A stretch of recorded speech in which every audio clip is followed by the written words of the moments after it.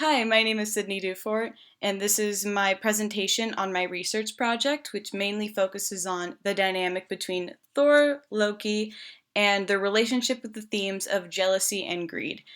I'm first going to start off with saying that public speaking makes me very anxious, so I may stutter a little bit in this. This is like my fourth or fifth time recording, so I'm hoping that this one goes well, and I'm just going to go with it. All right. So what I'm first going to start with is my main research guiding questions. So I use these questions as the foundation of my essay and my presentation. So my first question focuses on all four of the categories. So it is, in what ways does Thor and Loki in the Thor Marvel films display the dangers of jealousy in society today based off of the changes made to their dynamic from the original Norse mythology? My second one is, how does Loki's jealousy make him the main antagonist of the film? And my third one is, what's the importance of changing Thor's and Loki's relationship to in the Marvel films compared to the original Norse mythology? Now, these may sound very confusing, but once I get into the background and the dynamic of both of their characters, these questions are going to start making a lot more sense. So first off, I'm going to provide some background of the film in case any of you have never seen the Marvel film Thor. So in this film, Loki was adopted by Odin, who was the king of Asgard and the father to Thor. So since Thor was heir to the throne, Loki was very jealous of Thor. So it's important to understand here that Thor was both the blood son and the eldest son of Odin. So because of that, he had the rightful place to the throne. And this sparked jealousy in Loki because this is what he wanted. So because of his jealousy and desire for power, it pushed him to be the main antagonist of the film, where he helped banish Thor from Asgard and he attacked Earth in order to obtain the throne. And in the process, he killed hundreds and thousands of people. All right. So with that, my thesis is very long. I'm still working on it, but it basically is, in the Marvel film Thor and Loki's hero and villain dynamic mainly roots from brotherly jealousy and greediness, which was made possible through the change of Loki's character from the Norse mythology to the Marvel film, as well as the representation of a villain possessing people's worst traits. These two factors are important because they help display how jealousy and greed is especially made prominent in society today. So this was a complete mouthful. So basically, I'm explaining how the dynamic of these two characters were mainly roots from jealousy and greed, and this was made possible because of the change of their original characters from the Norse mythology to the Marvel film. And these changes were very important because they displayed how jealousy and greediness is especially prominent in today's society. All right. So the next one I'm going to go into is the origins of these characters, which is from Norse mythology. So both of these characters were based off of the Norse mythology gods of Thor and Loki, which was made in Scandinavia during the 9th century AD.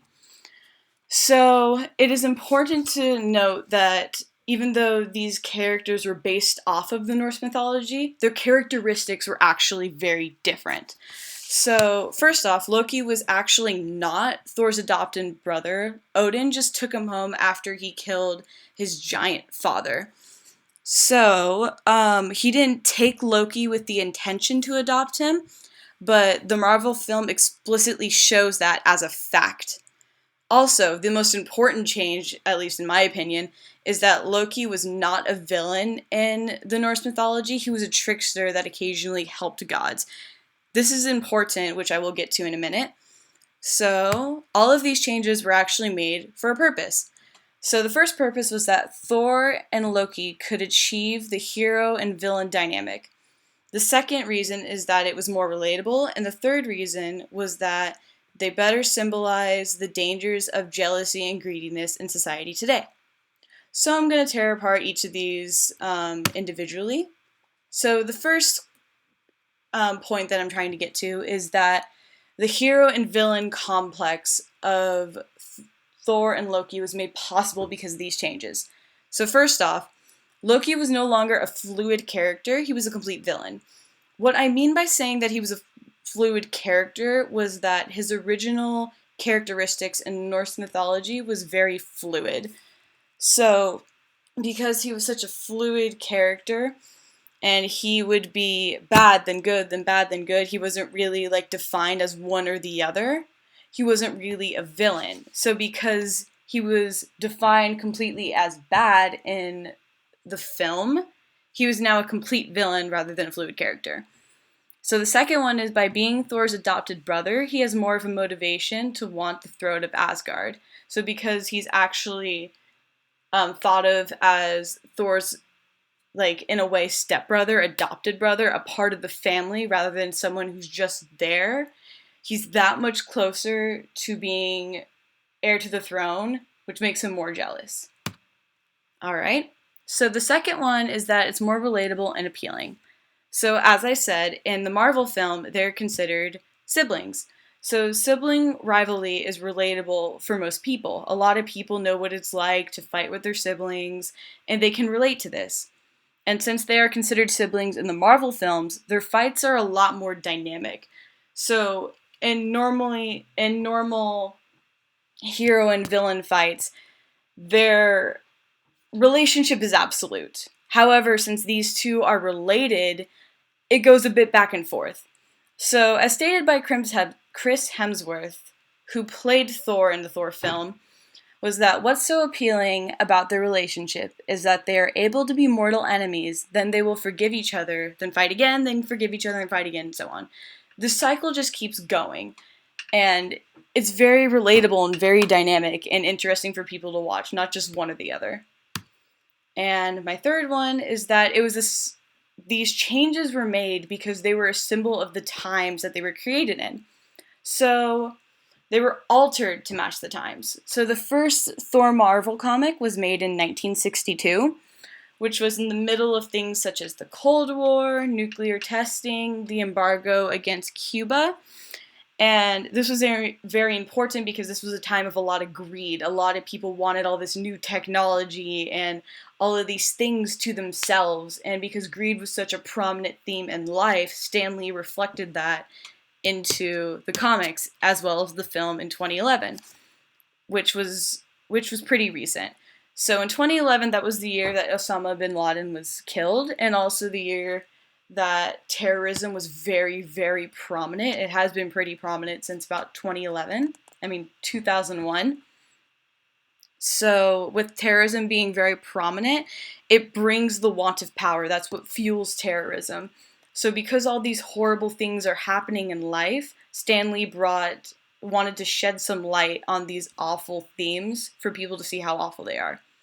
Which will actually bring me into my third category, which is the symbolism of jealousy and greed.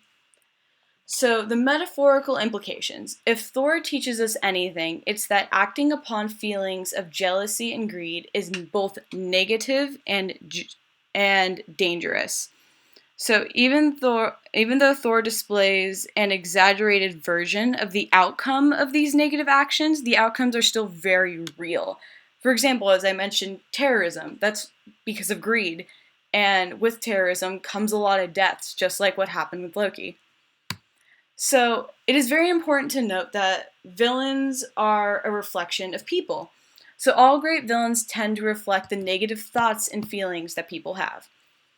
So as mentioned in the article 7 Tips for Creating Unforgettable Villains represent who we fear we actually are.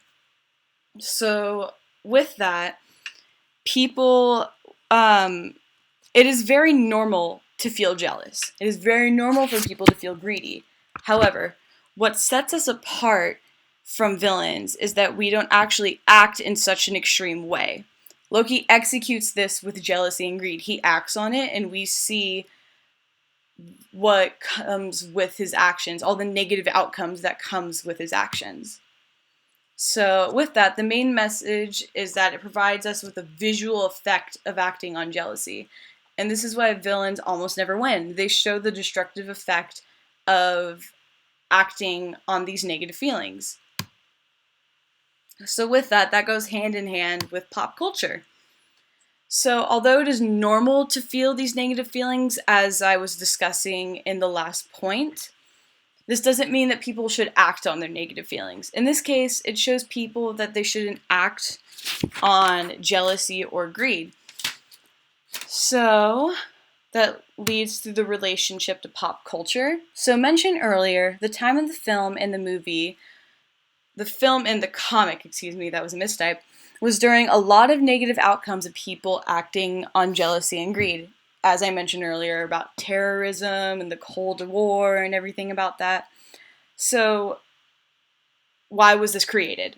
So, it was created because people look up to superheroes, as Stan Lee said in the Washington Post. And since people look up to superheroes, Stan Lee hoped that they would be inspired by superheroes like Thor and be scared to be like Loki.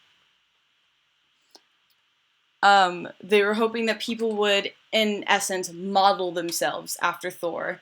And because they saw what happened with when you act on jealousy and greed, they were hoping that people wouldn't end up acting like that.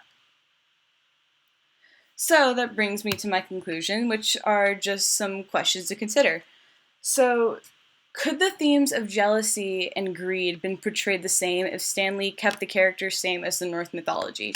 So, do you think that changes, if these changes didn't occur, do you think that Stan Lee would have been able to portray these two themes as strongly, or do you think that it was needed? Also, do you think that Thor's display of the outcome of a jealous act actually influenced people?